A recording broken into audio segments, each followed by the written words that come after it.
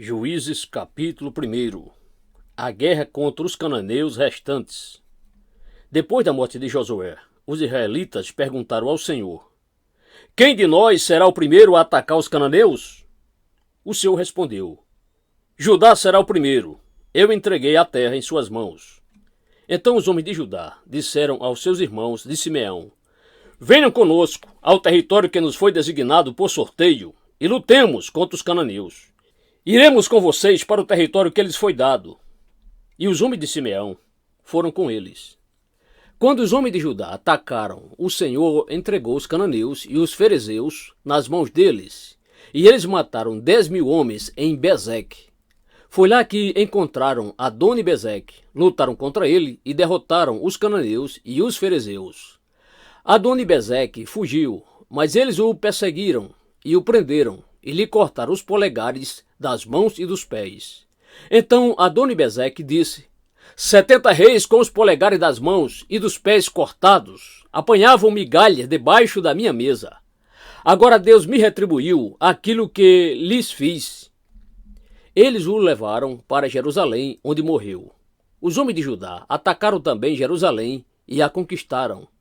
Mataram seus habitantes ao fio da espada e a incendiaram. Depois disso, eles desceram para lutar contra os cananeus que viviam na serra, no Neguebe e na Cefelá.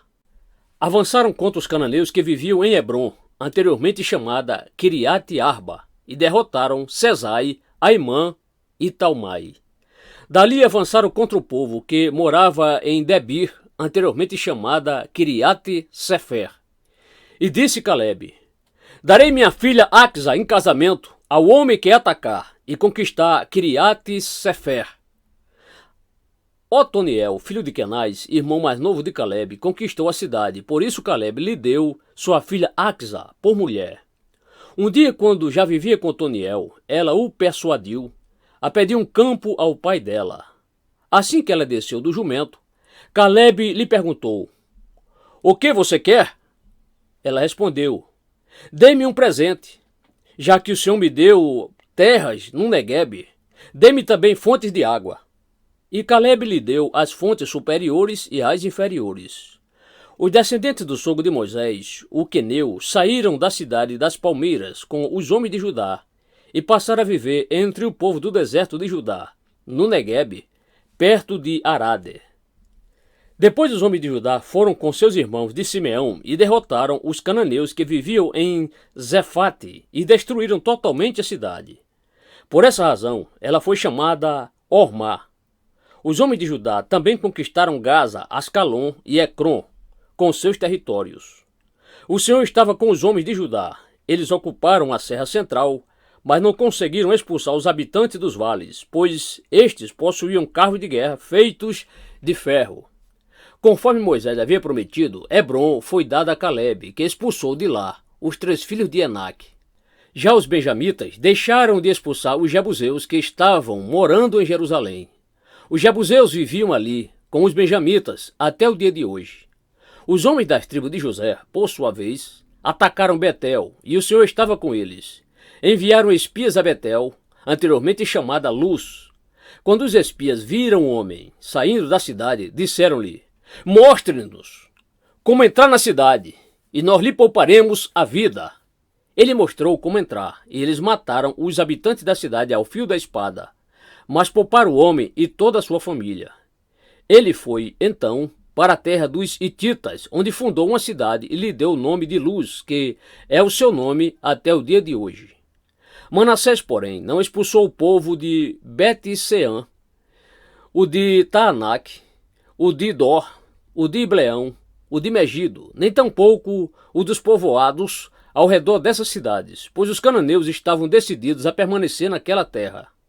Quando Israel se tornou forte, impôs trabalhos forçados aos cananeus, mas não os expulsaram completamente.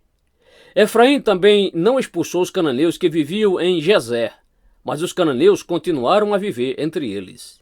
Nem Zebulon expulsou os cananeus que viviam em Quitron e em Naalol, mas estes permaneceram entre eles e foram submetidos a trabalhos forçados.